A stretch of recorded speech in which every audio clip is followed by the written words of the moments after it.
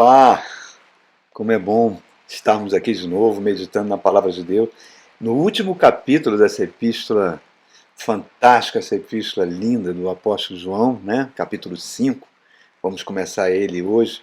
Estamos chegando ao final desse estudo fantástico, dessa carta maravilhosa do último dos apóstolos, o apóstolo do amor. E hoje eu queria trazer uma mensagem, só me ajeitando aqui, eu queria trazer uma mensagem falando sobre, lembrando sempre que o apóstolo está na defesa da fé, né? Da fé cristã, é obedecer.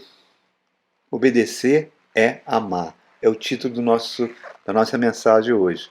E eu convido você a abrir no capítulo 5 da primeira carta de João. Vamos ler do primeiro ao terceiro verso. Diz assim: todo aquele que crê que Jesus é o Cristo é nascido de Deus. E todo aquele que ama o Pai ama também ao que dele foi gerado. Assim sabemos que amamos os filhos de Deus, amando a Deus e cumprindo seus mandamentos.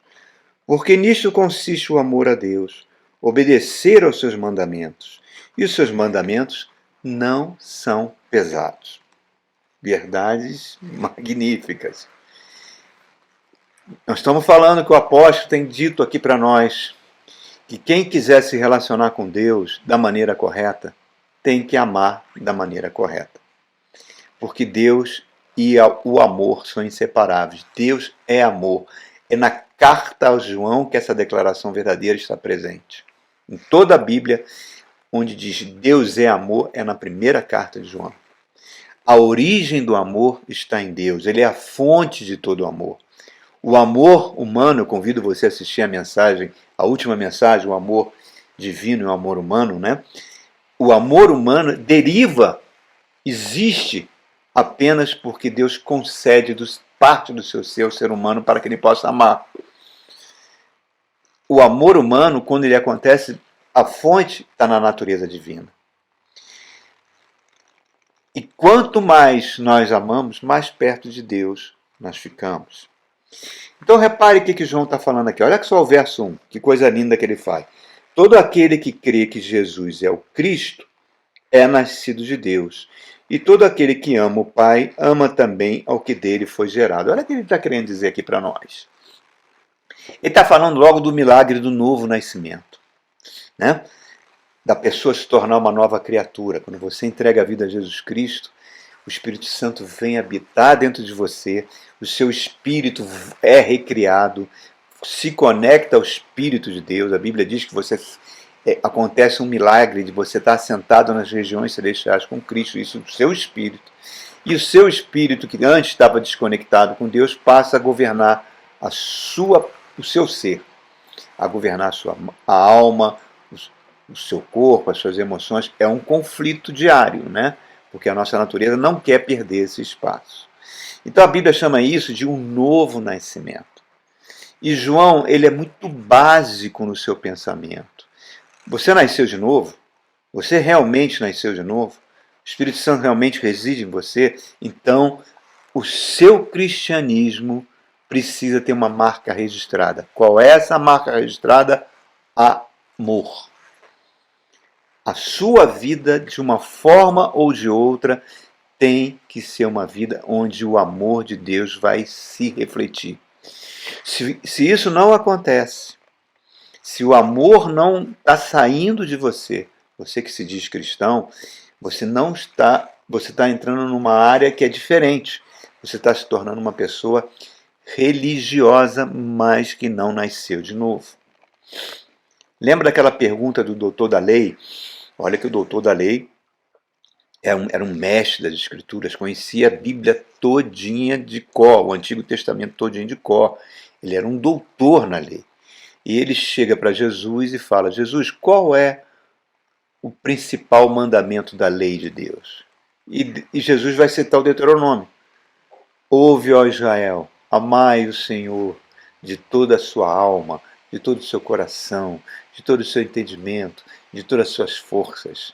Aí Jesus fala, esse é o principal mandamento da lei. Aí ele cita Levítico no segundo.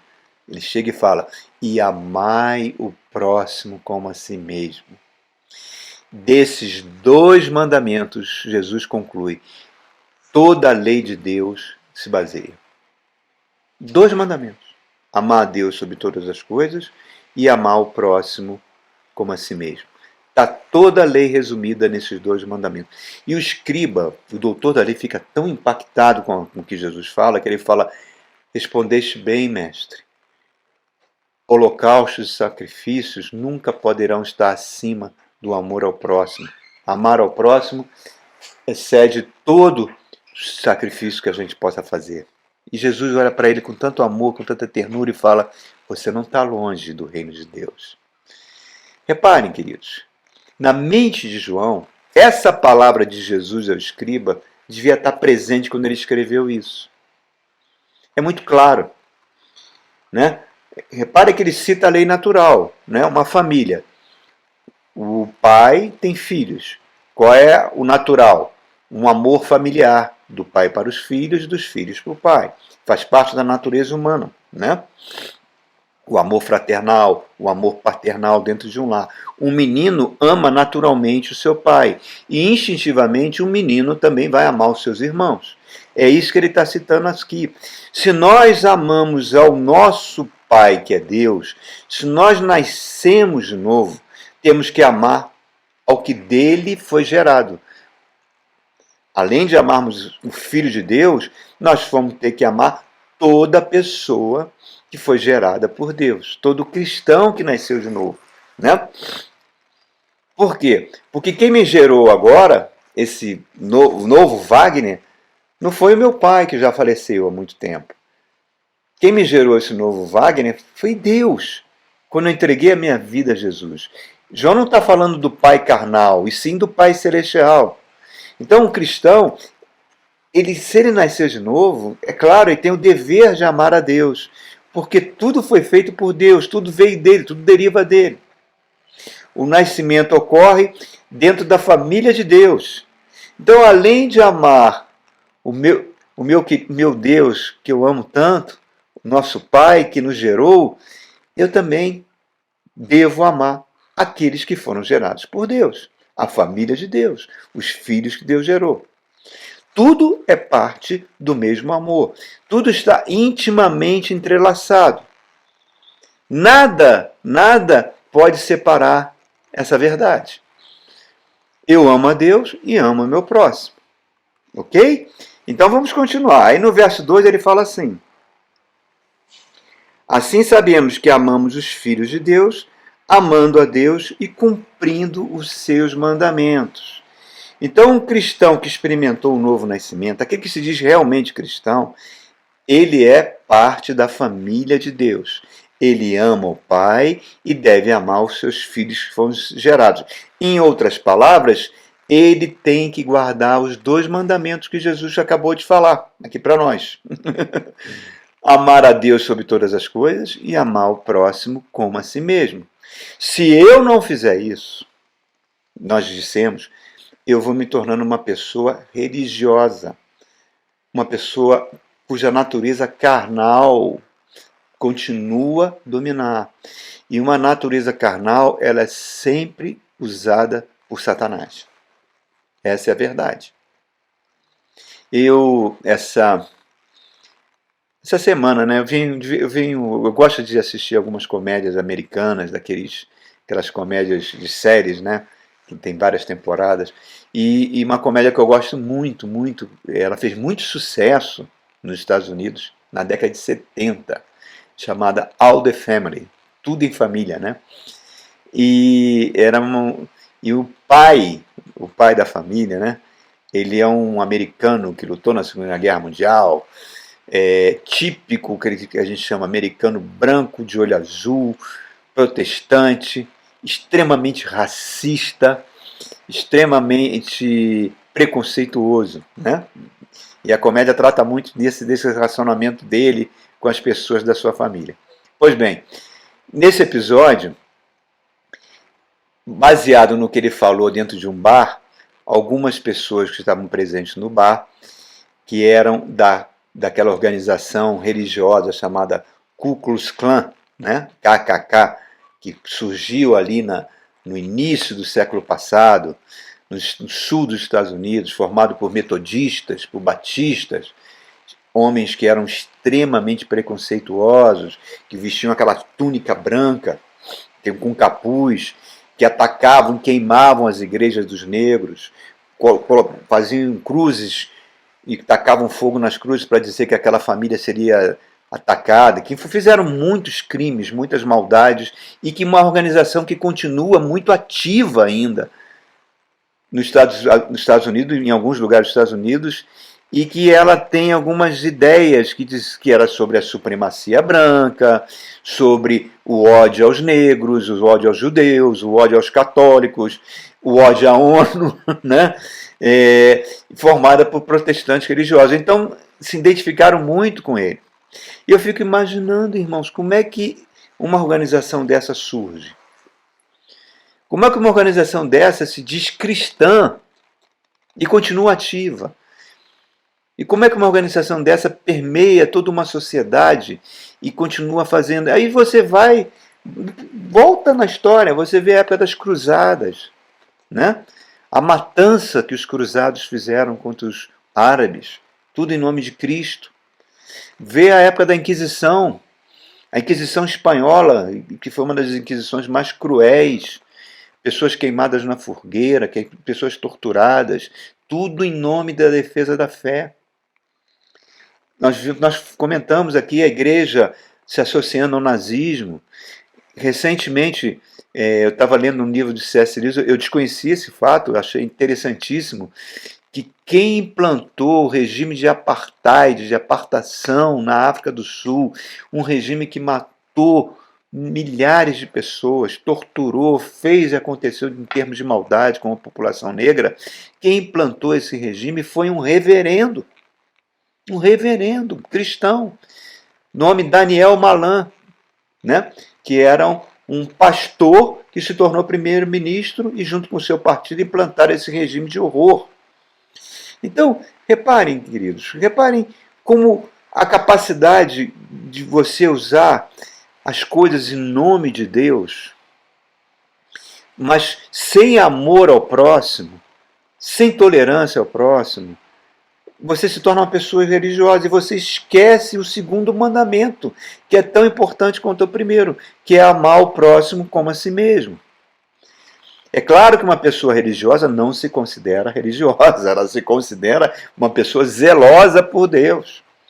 Então, muitas atrocidades são cometidas por um falso zelo, que não tem nada a ver com o que Cristo ensinou. Então você chega à conclusão que as pessoas mergulham numa cegueira espiritual.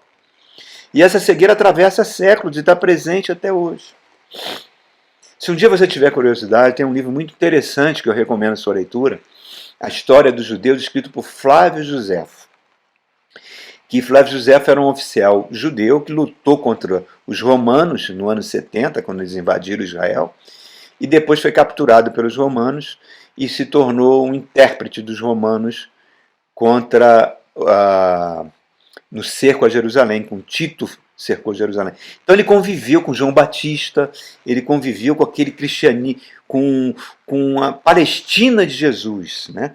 E ele vai contando a história dos judeus desde Adão. E ele fala sobre os fariseus, dá muito detalhes sobre o partido dos fariseus, que surgiu mais ou menos quando o povo volta do exílio da Babilônia, com Esdras, com Neemias. O partido dos fariseus vai surgir 100 anos depois. E o partido era considerado, ele foi crescendo, foi se tornando uma força religiosa tão grande na nação de Israel, que todos os fariseus, a população consideravam ele homens santos.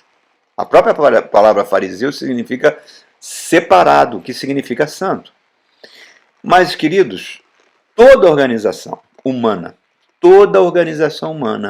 quando ela cresce muito e quando mais poder ela tem, ela corre cada vez mais o risco, isso é uma regra geral, para qualquer organização humana, seja ela religiosa ou não, mais longe ela se coloca da verdade. Então o que acontece? Quando Jesus vem, Jesus não tem conflito com os pecadores, com as prostitutas, com os cobradores de impostos, com ladrões. Não, Jesus era amado por eles. Jesus vai ter conflito com quem? Com os fariseus, com os religiosos. Lá em Mateus 23, Jesus fala uma frase que é super atual. Ele fala: os fariseus, eles atam fardos tão pesados sobre as pessoas, colocam tantas regras humanas, carnais, que não tem nada a ver com o mandamento de meu Pai, que fica insuportável as pessoas tentarem seguir a Deus. Olha como isso é a realidade em muitos locais hoje.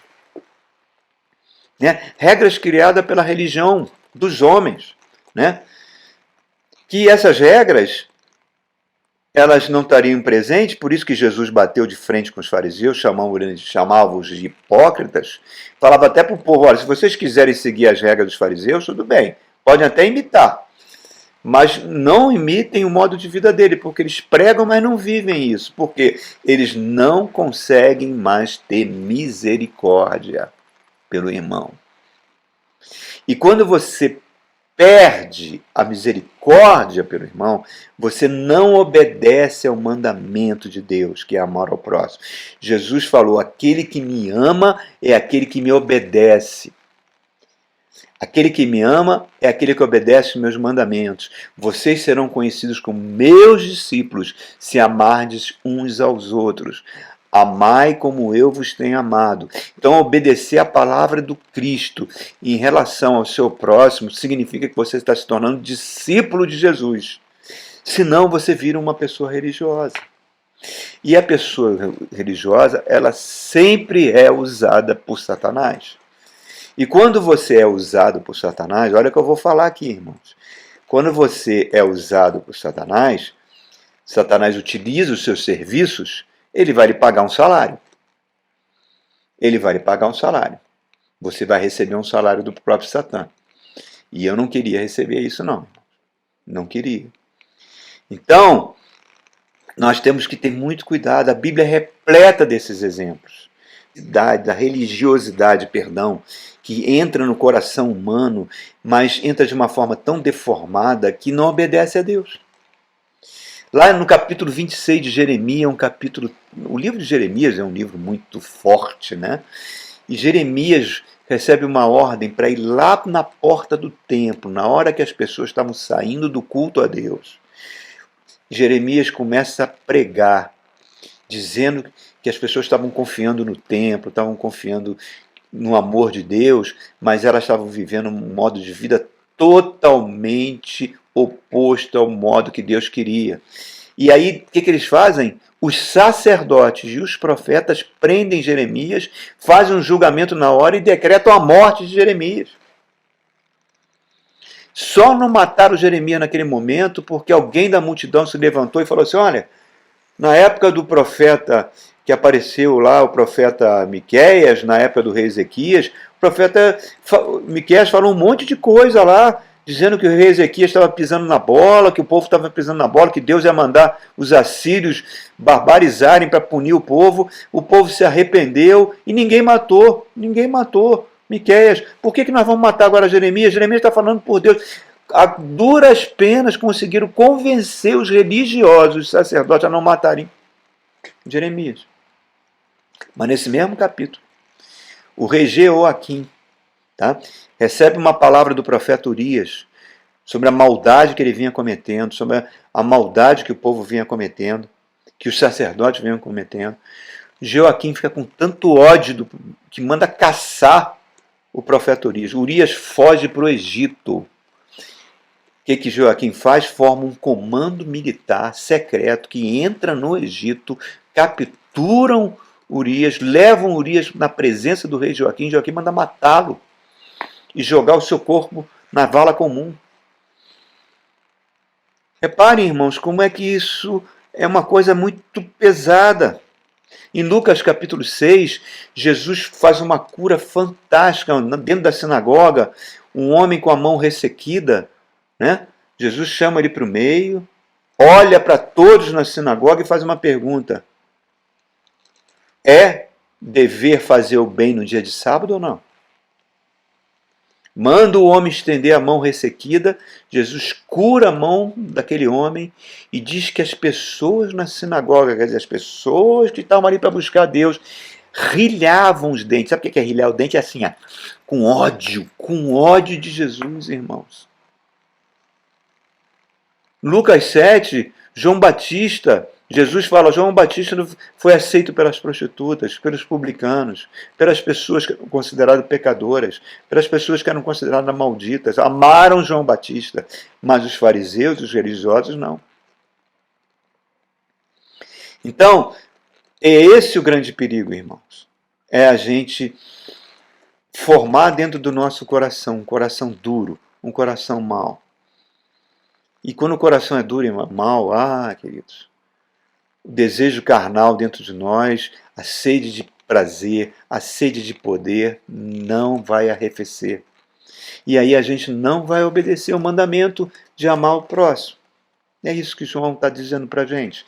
E ele conclui no verso 3. Olha o que ele conclui aqui. Quando ele fala assim: porque nisto consiste o amor a Deus, obedecer os seus mandamentos. E os seus mandamentos não são pesados. Olha que coisa linda, é o centro do pensamento de João. Ele está falando, primeiro nós falamos que obedecer a Deus é obedecer aos mandamentos, correto? Que o mandamento é a única prova de amor. Obedecer ao mandamento é a única prova de amor que nós podemos dar. Amando a Deus sobre todas as coisas e amando o próximo como a nós mesmos. Aí, de uma forma surpreendente, João chega e fala: os mandamentos de Deus não são pesados. As obediências aos mandamentos não é fácil. Não é fácil a gente amar o próximo como nós nos amamos. Não é fácil. O nosso ego não gosta disso. Não é fácil a gente exercer o amor cristão.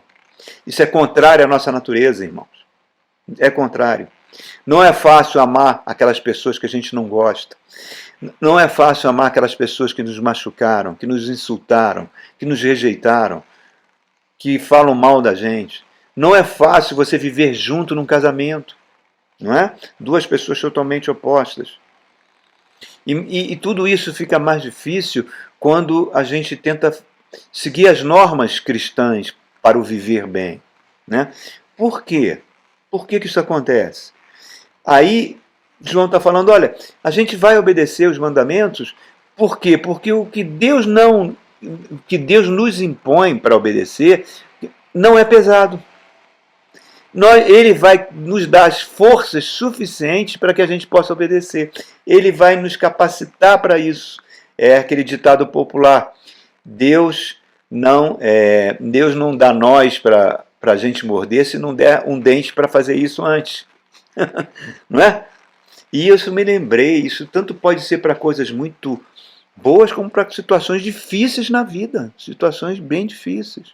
Me lembrei de um caso que aconteceu quando eu congregava numa igreja no Rio de Janeiro.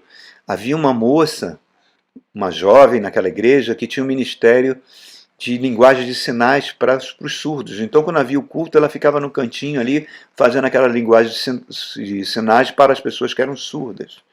Ela se dedicou a isso, ela gostava disso. Casou. Ninguém da família dela tinha surdez. O primeiro filho veio surdo. Aquilo foi uma dor grande para o pai e para elas. O pai não se conformava. Por que isso aconteceu? Porque você que é uma moça, que era de Deus, você servia na igreja, por que você teve que passar por isso? E ela chorou muito, até que o pastor, com muita sabedoria, com muito amor, falou para ela: irmã, aonde essa criança poderia nascer com essa deficiência? Qual é o lar que ela poderia ver? Qual mãe que ela teria que não tiver igual a você, que não teria toda a capacidade de compreender, de se comunicar com ela e amá-la por ela ser surda? Então Deus já te deu esse dom. É claro que Deus não mandou o mal, mas já que o filho nasceu com essa deficiência, às vezes muitos pais têm filhos deficientes, não é por escolhas do pai, é problema de genética, problema às vezes que acontece na família, a gente não sabe, né? Às vezes uma criança nasce com uma deficiência. Não é Deus que fez isso, mas é o mundo nós vivemos num mundo caído, um mundo de pecado. e ela recebe esse filho, ela que serviu nesse ministério, era a pessoa mais capacitada para ser mãe dele. Ela amou aquele filho obedecendo a Deus. O seu pai veio aceitar esse filho em amor. Por quê? Porque Deus capacitou. Deus sempre vai nos capacitar a amar. Porque senão, irmão, fica impossível para nós. Tudo que é impossível para nós é possível para Deus. Nós nunca saberemos a nossa capacidade de amar, de exercer o amor, nunca saberemos até chegar o momento que vai precisar. Vai chegar o momento que a gente vai ter que sair da gente e falar, ó, eu sozinho não conseguiria. Mas eu vou dar o primeiro passo. Deus vai te capacitar. Deus vai tornar possível você amar. Inclusive amar aquelas pessoas que te machucaram ou que te machucam até hoje. E aí a gente conclui que a nossa resposta a Deus deve ser sempre uma resposta de amor. Eu estou aqui pregando essa mensagem para você, queridos. Estou citando aqui meu exemplo, uma mensagem simples. Não faço isso por obrigação, faço porque eu amo. Estou com vou fazer 66 anos de idade, caminhando com o Senhor. Então, para mim é uma grande alegria compartilhar isso. Né? Não é dura essa tarefa, é uma tarefa que me traz muita alegria, não traz nenhum peso. Por quê? Porque a gente ama. Agora, esse amor veio de mim? Não, foi Deus que colocou. Aí eu me lembro daquela historinha que é contada no meio cristão, né? Num país da Europa, né?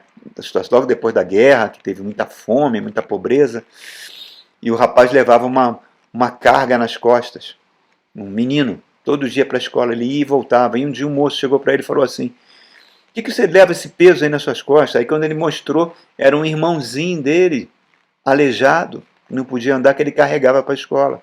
Ele falou, nossa, essa carga não é muito pesada para você não? Ele falou, não, não é pesada, é o meu irmãozinho que eu amo. Que eu amo. Então, se a gente ama, o amor alivia qualquer peso. Então, os mandamentos de Cristo é um privilégio. Às vezes eu vejo, pessoa, o fulano está sozinho no louvor, tocando a música, é um privilégio. Toda semana ele está lá tocando para Deus, que privilégio. Só tem um obreiro, que privilégio, uma vez por semana ele está dando uma hora ali do seu trabalho na porta da igreja, privilégio. Aquela irmã está dando aula para aquela criança, ninguém vê na igreja que ela está fazendo isso. Deus está vendo. Deus está vendo. E é isso que importa. Tem um louvor, meus irmãos, que eu amo muito, né? Aquele, vamos adorar a Deus. Você conhece, né? Esse louvor, vamos adorar a Deus, é um convite que é feito à igreja. Adorar a Deus começa amando as pessoas que estão ao nosso redor. Começa servindo ao Pai com amor, porque os mandamentos dele não são pesados. Obedecer é amar. Amém? Que Deus abençoe sua vida, querido.